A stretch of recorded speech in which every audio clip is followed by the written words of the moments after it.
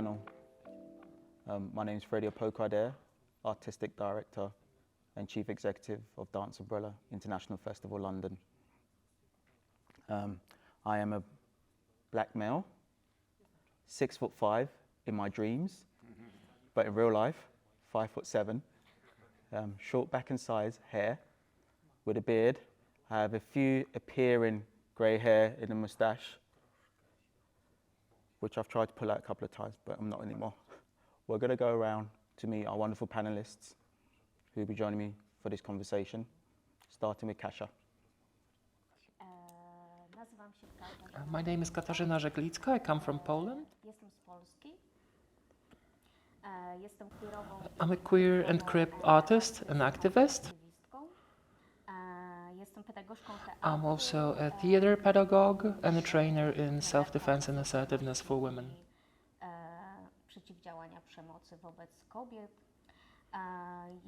I'm quite short, I'm white, I go by they, them in English.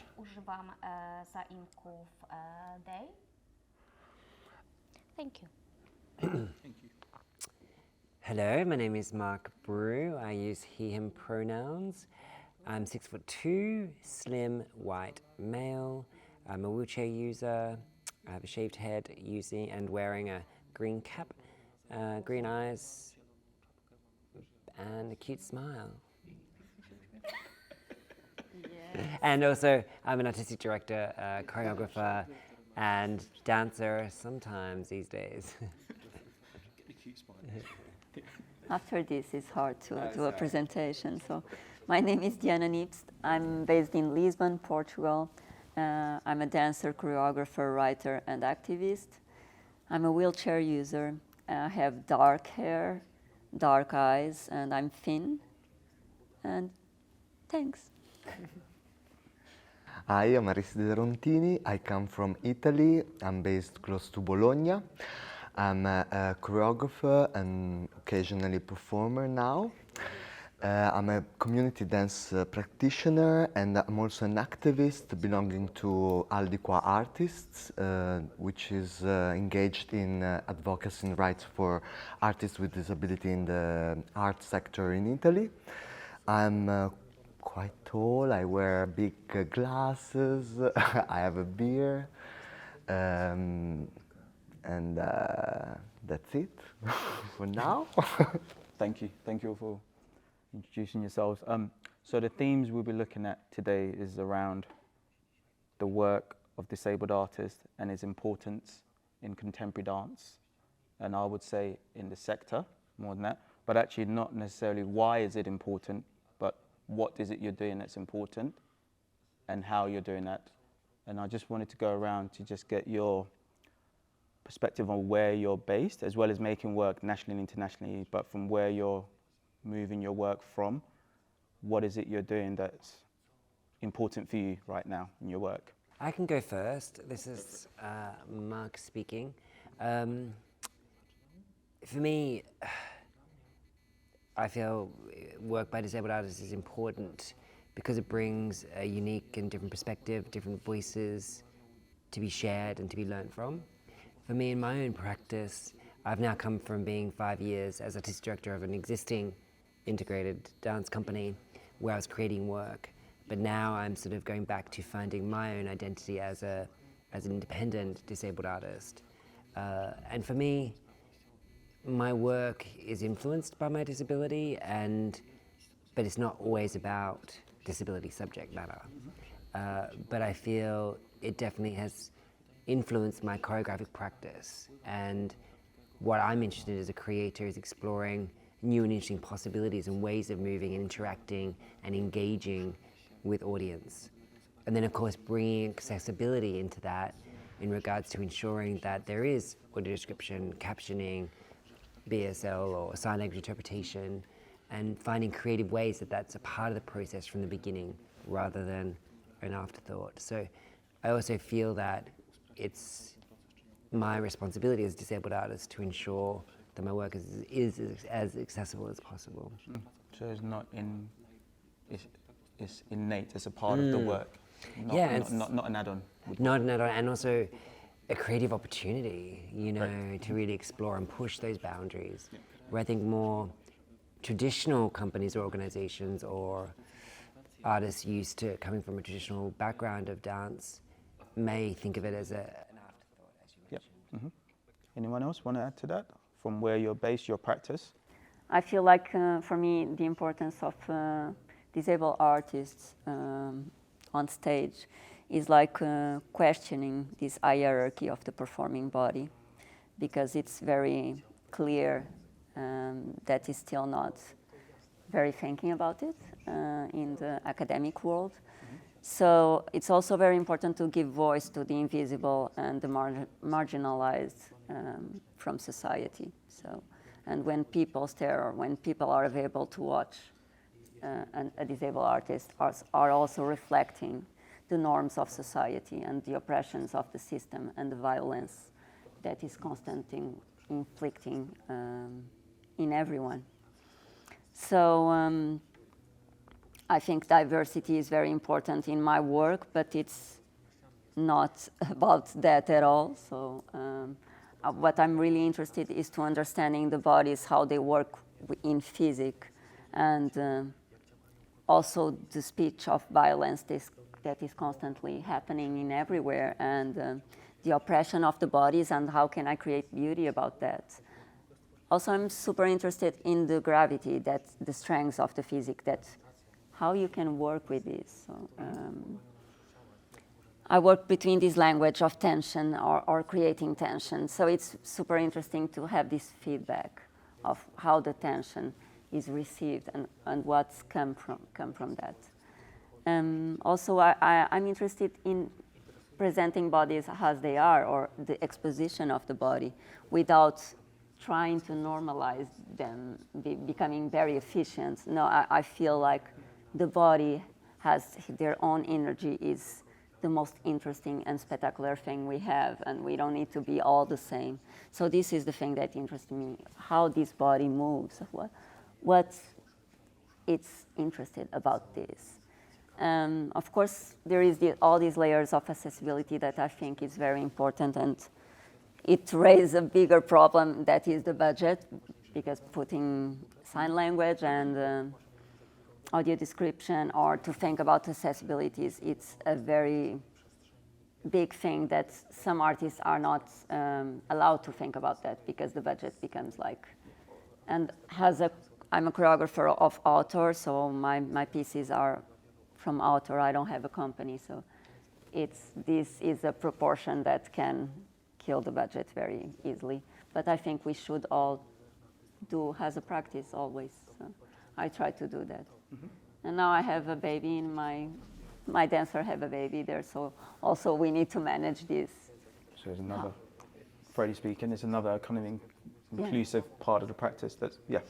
Yeah, and I'm dancing, and the baby comes to me, and she thinks I'm a horse, so it's quite funny also. So how you are inclusive and deal with the situations that are all the time happening in rehearsals. So yeah. Yeah, for me, as a person with disability, I felt in society my specific disability consists of having a shorter arm, and sometimes people perceive me as a disabled and sometimes not, and sometimes forgets about my disability. So my position, my identity is all the time questioned. So in my work, I bring this sense of questioning the identity in many ways. And I think it comes from my life experience of disability. And so I'm very interested also in how you expose your body in front of an audience, how you can show invisible things that also part of the disability knowledge of your body, how you experience world in your autochthonous way. And as a person who is in, and I'm marginalized, sometimes I'm not, so I'm sometimes in the border, sometimes outside, sometimes inside. I have this three position of myself, inside, on the border, very outside. So I have somehow the privilege to look at things in different ways, and our society is also structures and how I question which values are informing the structure of society nowadays. So all this questioning, I take it in my exploration because each of my projects are quite autonomous. Of course, there are all the main questions I told already, but each time I'm exploring different values and putting in question. So I create experience that creates maybe more intimacy in a public space, because I feel like sometimes we miss this connection with ourselves because of the high tempo and high functionality of society requires us. My practice as a dancer comes straight from me being an activist. I w związku z tym Because of this, the themes that I take up in my artistic practice are exactly the themes that I've been taking up while being an którym activist. wcześniej zajmowałam się aktywistycznie. I use the fact that my body is political all in itself, and that the private is political, that the personal is political, and it's extremely important for me, and I work hard to give a voice to that while I'm on stage. I wish to disrupt the binary opposition of able and disabled, so to speak, and diversity on stage is also a thing that I'm hugely interested in, and also the question of inviting as much diversity on the stage as we can, but also the question that we ask ourselves, how much diversity we show and when it remains invisible, when we allow it to remain invisible. Do tej pory Also, up to now, most of the pieces I did or I took part in did revolve around the topic of violence. przemocy. But what I also find very important is to put a spotlight on the internalized ableism that lurks somewhere at the back of our own heads, and lurks also in the heads of the audience. And this is and actually I wanted to make itself visible and not be so default anymore. Innych osób. Where I'm based in Poland, the things still look like art by people with disabilities is still regarded as a kind of pretty art therapy, choreotherapy, or stuff like that. So it's also very important for me to put a focus on the artistic values, to create aesthetics of different bodies, to the diversity of movement.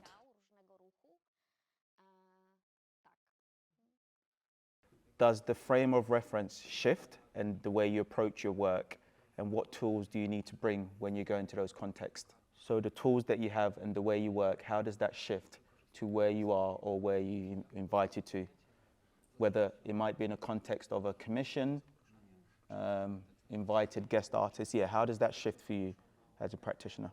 It depends really on the contest. Contest by contest, it makes a difference, because when you're commissioned, many things are already decided by other people, and you can negotiate a bit.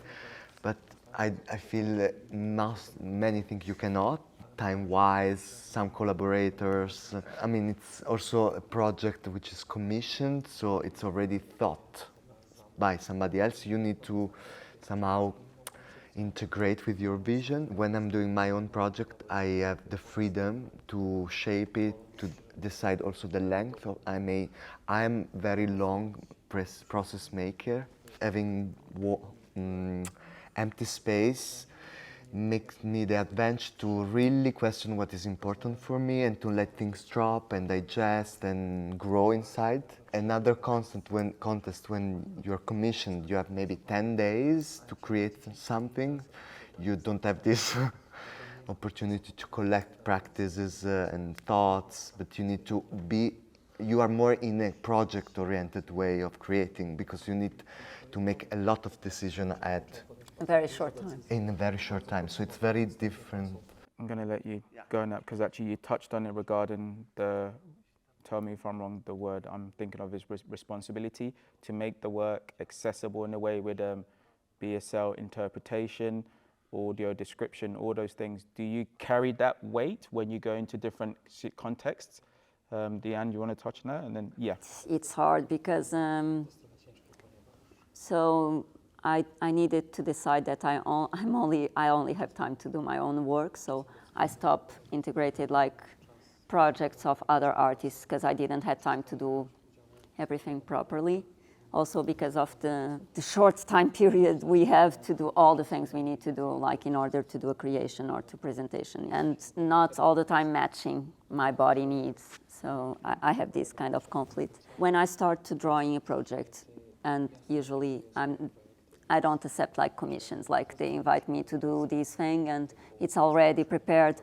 I'm not actually so interested because I want to do my things, so I draw the things and then I try to find people that are interested in my projects. Since the beginning, I'm trying to find a way of creating full accessibility.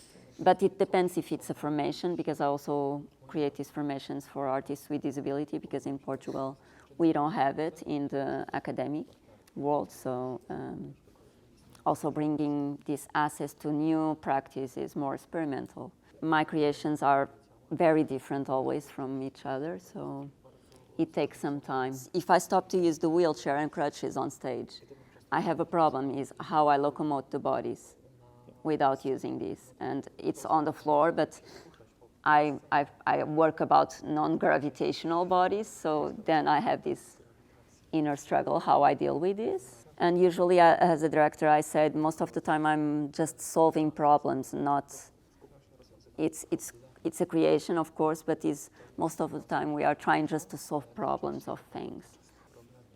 But I found very hard to create full accessibility in my pieces, and especially if it's a diverse team, it can be very hard, not just for the audience, but to have a safe place for the team. Conversation we had about equity in diversity and inclusivity.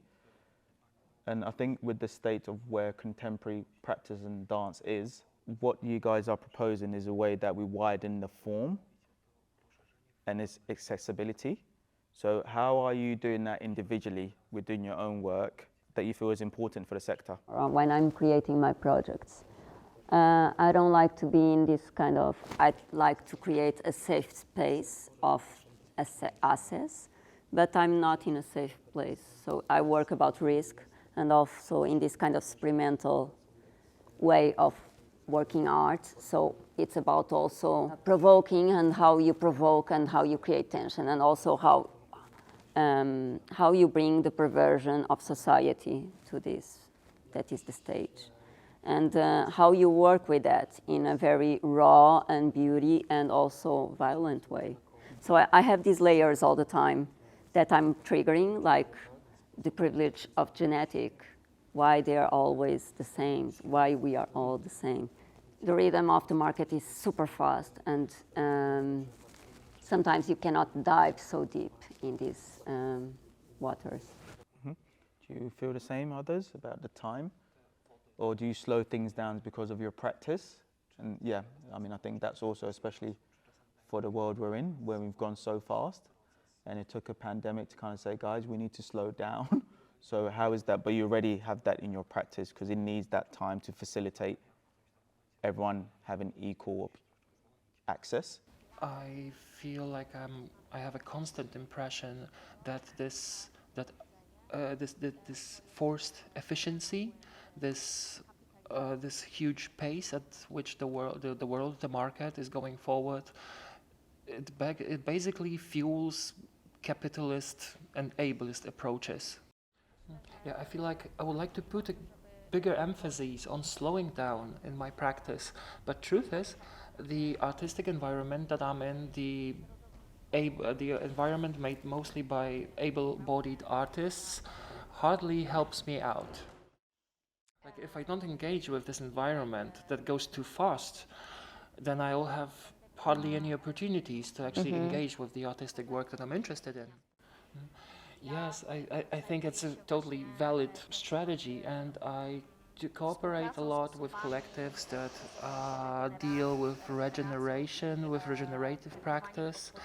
And I'm interested into rest as a form of resistance, and it's hugely important, not rest as we perceive it as a break in activity so that we're more efficient afterwards when we have rested, but just rest.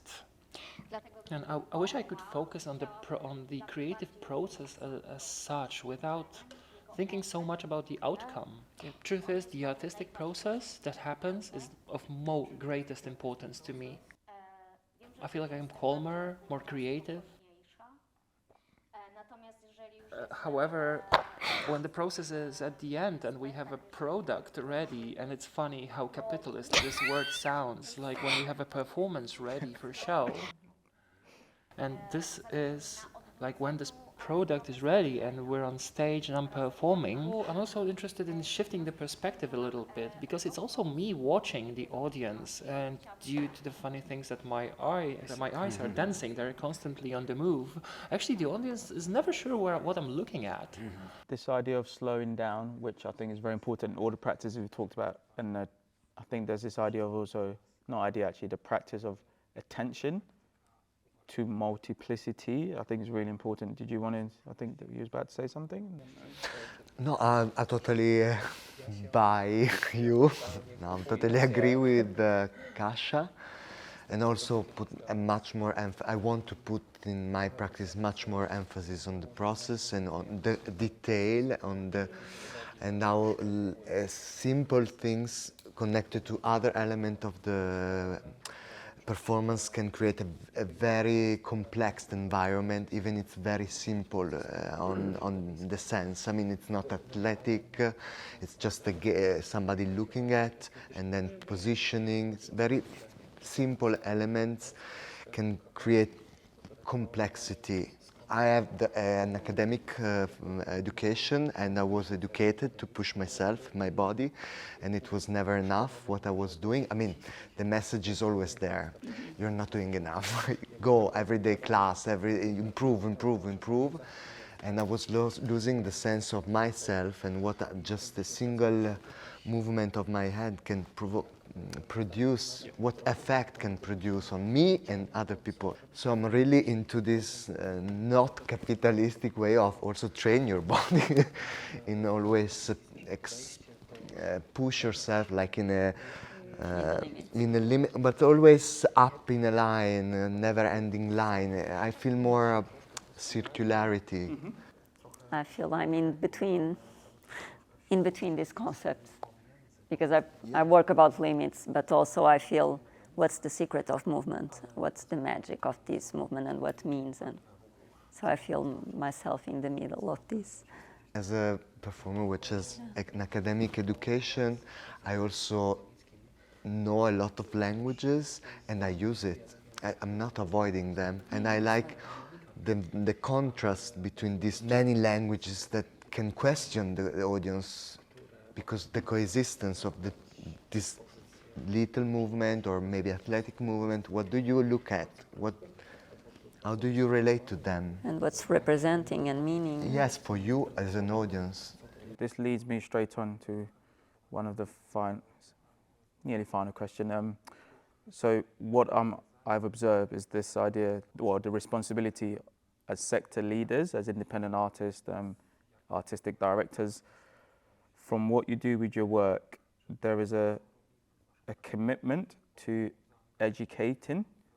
That is not the focus of the work, but it feels there's a real strong kind of commitment to educating as well as doing your practice. How do you balance that with actually doing the work and having to be like a sector facing? Yeah, how do you negotiate that? Because that's also a way where you can get burnt out. But have you got strategies that are important to you to get your work done? This is for me what I feel is why work by disabled artists and the work that we create, the way that we find our ways to create work and present work is so important, because we are challenging and questioning societal structures and ableist ways of working, because this is our need as a disabled artist to make a work. And I think it's been now the last 25 years I've been working as a disabled artist, and I've had to try to fit into these structures that were already existing. And what really excites me about all these wonderful artists that are here and the up and coming disabled artists that now have more opportunities than I did when I first began, is that they're having more ownership over that and ownership over what their needs are and expressing that. I also want to be clear that it's not easy, and as always, it's going to be a constant struggle, but I think this is why work by disabled artists is key to the artistic growth of the contemporary art form, because we are bringing that, and we are challenging that, and we're not going anywhere, So the world needs to wake up, venues need to be more accessible, funding needs to be made more available, so all of these accessibility and integrating the work and what it needs are to present this work is supported and presented.